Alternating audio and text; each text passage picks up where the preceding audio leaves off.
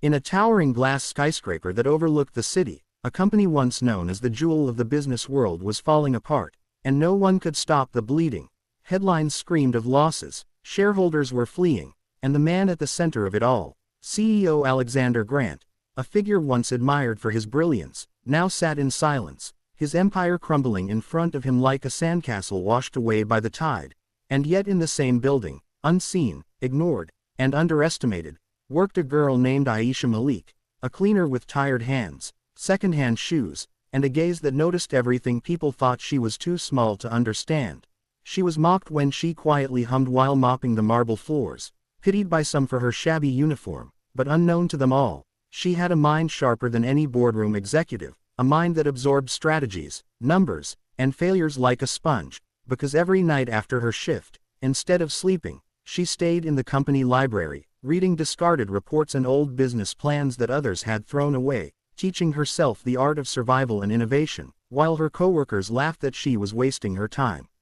But the day came when the company's stock plummeted to its lowest, panic spread like wildfire, and even the arrogant directors who once boasted about their wisdom stood helpless, pointing fingers and demanding resignations, while outside, reporters gathered, ready to broadcast the death of an empire. Yet in that chaos, as Alexander's hands shook and he whispered that all was lost, Aisha stepped forward for the first time into the center of the storm, her mop clattering against the floor as she let it fall, her voice clear and steady as she said, "It isn't over until I say it is."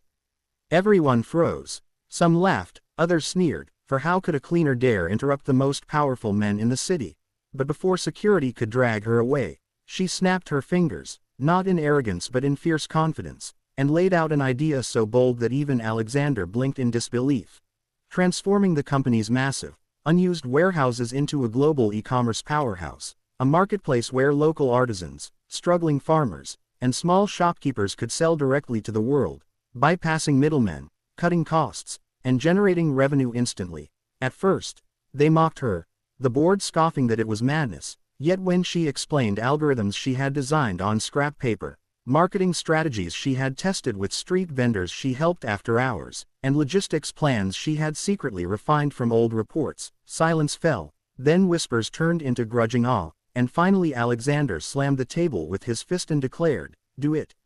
Within weeks, as if destiny itself had been waiting, her plan took flight. Warehouses that once drained money buzzed with life, trucks rolled out carrying products across the nation. The website she designed with volunteers crashed from overwhelming traffic, and investors, stunned by the turnaround, poured money back in, raising the company from ashes to glory like a phoenix reborn, and the number that appeared on the financial screens, $1 billion in fresh profit, made history.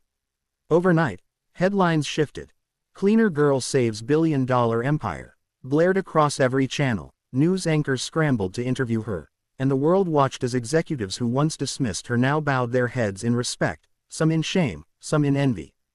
But the most shocked of all was Alexander, who for the first time saw not a cleaner but a woman with fire in her eyes and brilliance in her soul, a woman who had saved not just his company but his honor, and as cameras flashed and crowds cheered, he walked to her, his voice trembling but clear as he said, "Aisha Malik, you've given me back my life. Will you give me yours too?" The hall gasped, reporters screamed, and Aisha, who had once dreamed only of affording a small house and a quiet life, now stood before the man who owned towers and fortunes, and with tears in her eyes, she whispered yes, because in that moment she wasn't just the cleaner girl, she was the queen who had rewritten fate itself. And so, from forgotten corners to global headlines, from mop buckets to diamond rings, her story became a legend, teaching the world that no matter how invisible you feel, brilliance needs only one chance to shine, and when it does, it blinds the world forever. So if this story touched your heart, subscribe now, because more stories like this are waiting to remind you that miracles often wear the disguise of ordinary people.